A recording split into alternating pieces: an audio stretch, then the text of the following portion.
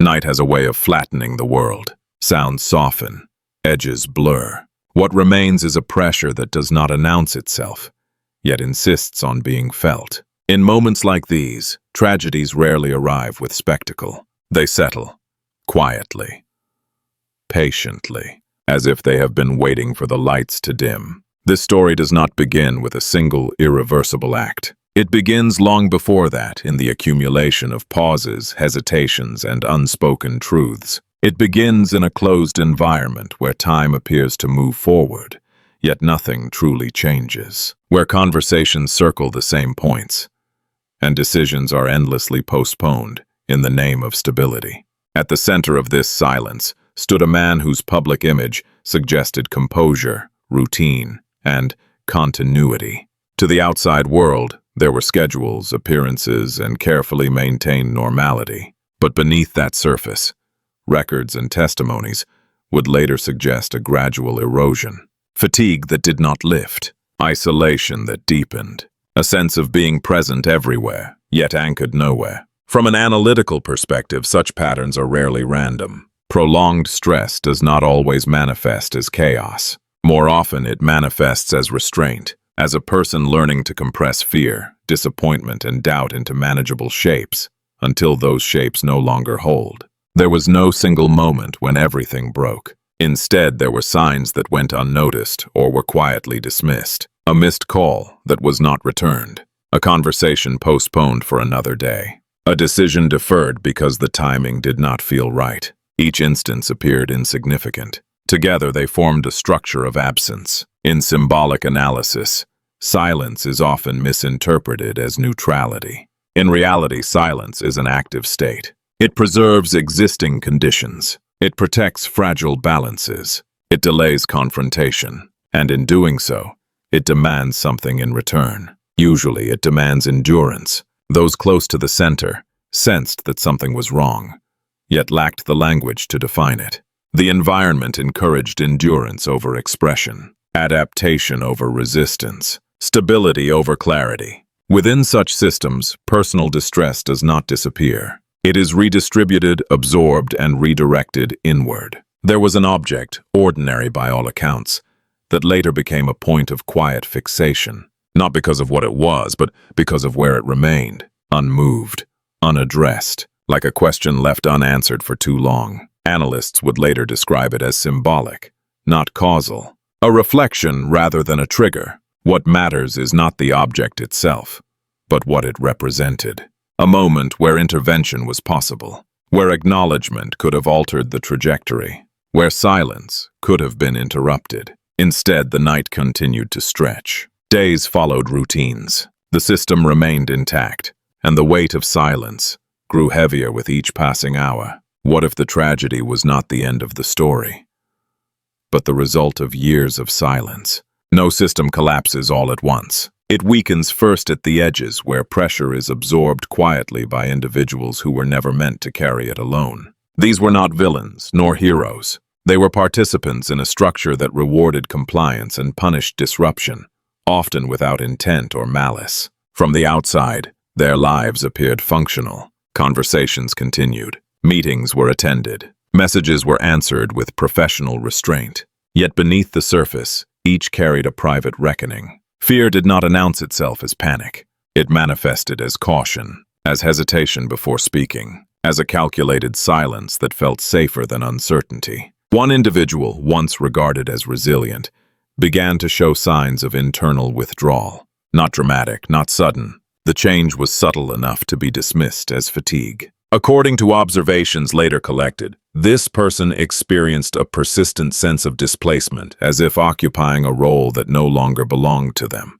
Ambition had not vanished. It had simply lost direction. Effort continued, but meaning did not follow. Another stood closer to the center, holding fragments of information that never fully aligned.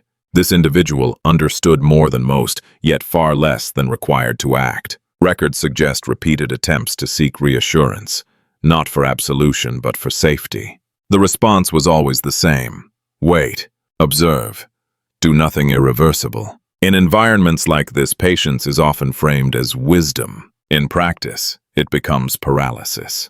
Fear, when prolonged, changes character. It stops being reactive and becomes structural. Decisions are no longer evaluated by their truth, but by their potential consequences. What might happen if this is said? Who might be unsettled if that is revealed? Silence becomes not a failure to speak, but a strategy to survive. Symbolic frameworks often describe this state as entrapment without visible restraints, not because escape is impossible, but because every path appears to carry equal risk. In such conditions, people learn to minimize motion, to reduce visibility, to wait for signals that never arrive. There were also those who attempted distance, emotional, professional, or physical. They reduced contact, declined involvement, adjusted their presence to the margins. Yet even distance has limits. When a system is closed, absence becomes noticeable. Withdrawal invites questions, and questions in turn invite scrutiny. For some, the cost became financial. Promises delayed, agreements left unresolved, stability replaced by uncertainty that could not be openly addressed. For others, the cost was relational. Trust eroded slowly, not through betrayal, but through omission. Words left unsaid accumulated until they formed a language of their own. Observers might ask why no one intervened. The answer is rarely simple. Intervention requires clarity, and clarity requires shared understanding. In this environment, understanding was fragmented. Each individual possessed a partial view, enough to sense danger, but not enough to define it. Acting alone felt reckless. Acting together was impossible. Within this tension, symbolic interpretations began to circulate, not as prophecy but as reflection. Images of collapse, of figures standing blindfolded, bound by obligations they did not choose, of structures appear unstable, while hollowed from within. These symbols resonated, not because they predicted outcomes, but because they articulated emotions that language could not safely contain. The turning point did not arrive as an event. It arrived as a realization, a quiet acknowledgement that waiting was no longer neutral, that inaction had become a choice with consequences. Some felt it first as guilt, others as exhaustion. A few recognized it as fear finally losing its utility. Yet recognition does not guarantee action. Even when the cost of silence becomes clear, breaking it remains a risk. Systems built on restraint do not dissolve easily. They demand payment from those who challenge them. Reputation, security, belonging. And so the individuals at the edge remained where they were, watching, calculating, enduring, each convinced that one more day of silence might preserve what little stability remained. And silence, once chosen, begins to demand a price. Closed environments do not announce themselves. They present as orderly, efficient, and resilient. Their strength lies not in transparency, but in repetition. Processes are followed. Procedures are respected. Questions are acknowledged, then deferred. Over time, this rhythm creates the illusion of motion, while ensuring that nothing truly shifts.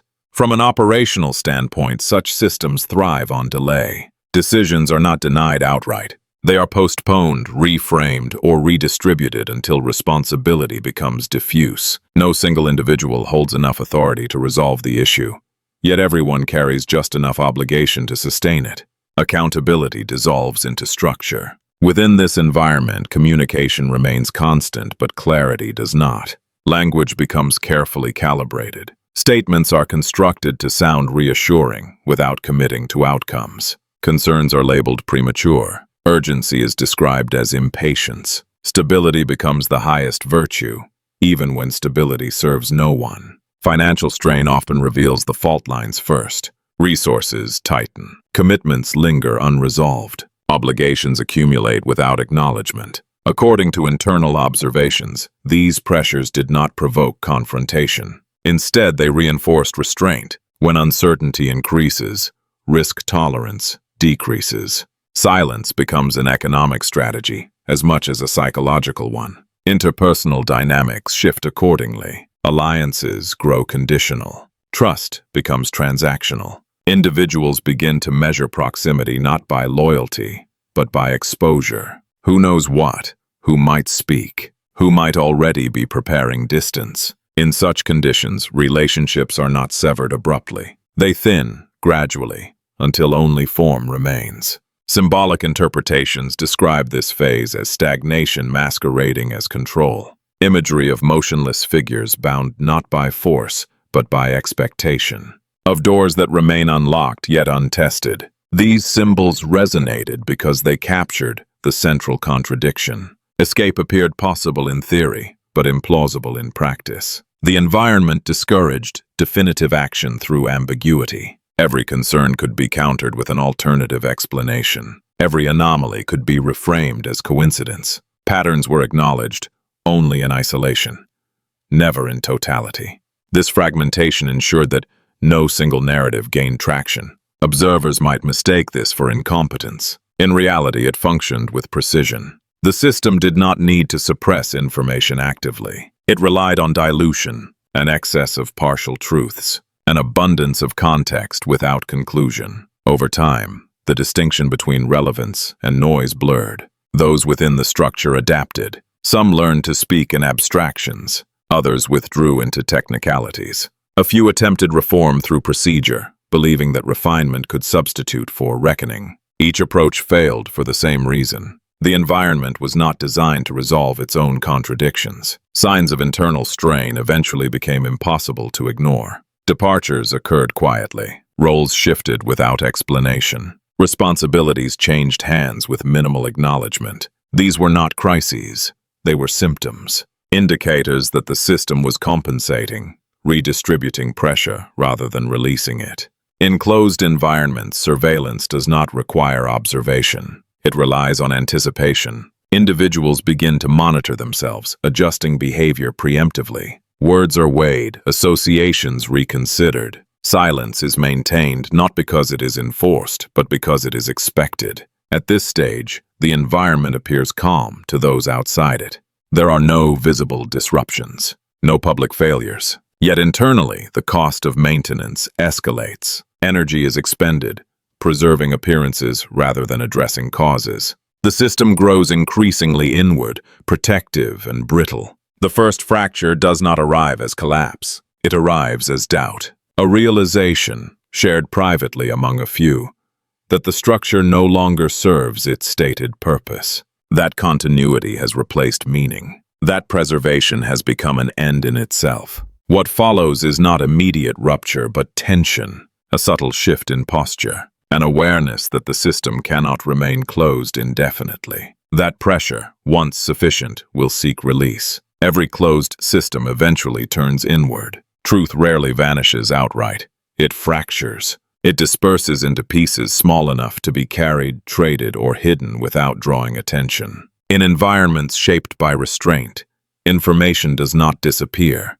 It becomes unrecognizable. What emerged over time was not a lack of data, but an excess of it. Accounts multiplied. Timelines overlapped imperfectly. Details surfaced, receded, then resurfaced in altered form. Each fragment appeared credible on its own. Together, they resisted coherence. From an investigative standpoint, this condition is uniquely paralyzing. Contradictions do not announce themselves as falsehoods. They present as alternatives. Explanations compete rather than collapse. Certainty becomes elusive, not because evidence is absent, but because it refuses to align. Those closest to the center understood this instinctively. They did not need to coordinate. The structure itself encouraged fragmentation. Information traveled along narrow paths, never converging. Context was withheld not through deception, but through compartmentalization. Each participant knew something. No one knew enough.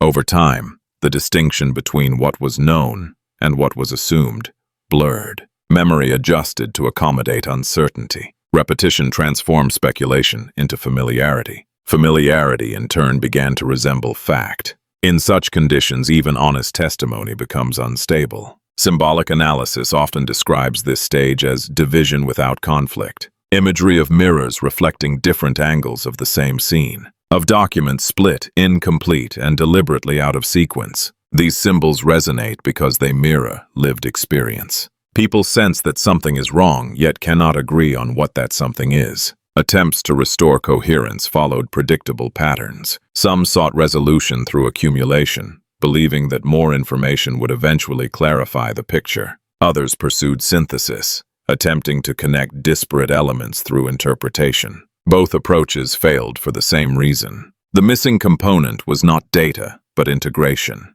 Integration requires convergence. It requires spaces where fragments can be compared without consequence. Such spaces did not exist. The environment treated convergence as risk. Alignment was discouraged. Consistency was suspect. Disagreement was safer than consensus. As a result, truth existed in parallel states. One version circulated quietly, incomplete but grounded. Another circulated widely, detailed but distorted. Neither could dominate. Each undermined the other. Public understanding oscillated between them, never settling long enough to demand resolution. This dynamic served a function. It consumed attention. Debates proliferated. Energy dispersed. Focus shifted from substance to interpretation. The question was no longer what happened, but which version deserved belief. In that transition, urgency diminished. Those holding the most consequential fragments faced an impossible calculus. Disclosure promised clarity but carried personal cost. Silence preserved safety but deepened distortion. Partial disclosure satisfied neither aim. It complicated the landscape without altering it. Psychologically, this produces a specific strain. The burden of knowledge without agency. Awareness without authority. Individuals in this position often experience heightened vigilance, paired with diminishing resolve. They watch carefully. They speak cautiously. They wait. Waiting, however, does not suspend consequence. While fragments remained separate, their weight accumulated. Mistrust spread. Assumptions hardened. Relationships strained under the pressure of unspoken divergence. Even those uninvolved directly felt the tension, sensing instability without understanding its source. Observers might assume that such fragmentation is accidental. It is not. It is the natural outcome of systems that prioritize containment over resolution. Fragmentation is efficient. It prevents momentum. It ensures that no single revelation carries sufficient force. Yet fragmentation has limits. Maintaining division requires constant adjustment. New explanations must be introduced. Old ones must be revised. The effort intensifies. Mistakes accumulate. Eventually, fragments begin to overlap unintentionally. This overlap marks the beginning of change, not because truth is suddenly revealed, but because contradiction becomes visible. Inconsistencies appear. Timelines conflict. Narratives strain under their own complexity. Those paying close attention notice the seams. At this stage, resolution remains uncertain. The environment still resists convergence, but the balance shifts subtly. What was once diffuse begins to gravitate. Fragments draw closer, not through design, but through exhaustion. Truth does not disappear. It waits. When the noise finally subsides, what remains is rarely resolution. It is residue. Impressions left behind after years of restraint, avoidance, and deferred responsibility. The tragedy itself, though irreversible, is only the most visible outcome of a longer process that unfolded quietly and methodically. From a distance, it is tempting to search for a single cause, a moment where everything went wrong, a decision that could have been reversed. But closer examination suggests a more uncomfortable truth. The damage accumulated gradually, reinforced by routine, normalized by repetition, and protected by silence that was mistaken for stability. The individuals involved did not operate in isolation. Each acted within constraints that shaped perception and limited response. Fear was rarely explicit. It existed as implication, as anticipation, as the understanding that certain questions carried consequences, even if those consequences were never defined. In such environments, responsibility becomes diffuse, not because no one is accountable, but because accountability is shared unevenly. Everyone contributes something small. No one feels ownership of the whole. This diffusion allows systems to persist long after they cease to serve their stated purpose. What ultimately collapsed was not a structure alone, but a shared illusion. The belief that endurance could substitute for intervention, that waiting would produce clarity, that silence would prevent harm rather than compound it. These beliefs did not emerge from malice. They emerged from adaptation. The cost of adaptation, however, is often paid later and by those least equipped to absorb it. Over time, emotional strain becomes physical. Isolation becomes internalized. The absence of acknowledgement transforms into self-doubt. Records suggest that by the final stages, the burden had shifted almost entirely inward. Symbolic interpretations describe this outcome as the final phase of containment. When all external avenues are closed, pressure seeks release internally. This is not destiny, it is consequence, a predictable result of prolonged suppression within closed environments. There is no promise here of immediate resolution. Truth, even when it begins to surface, does not restore what has been lost. It does not erase suffering. At best, it reorders understanding. It allows patterns to be recognized. It offers context where there was once confusion. What remains then is a question not of blame, but of recognition. Recognition that silence is not neutral, that systems designed to avoid disruption inevitably generate it, that tragedies framed as isolated events often reflect broader conditions that remain unexamined. For those observing from the outside, the temptation is to move on, to accept ambiguity as permanent, to treat the absence of conclusion as closure. Yet unresolved truths have a way of persisting. They linger in records, in memories, in the subtle shifts of behavior that follow. The system may adjust, individuals may change roles, time may create distance. But the underlying lesson remains. Environments built on fear and restraint do not collapse suddenly. They erode quietly until one day, the cost becomes visible. The question is not whether the truth will surface, but who will still be standing when it does.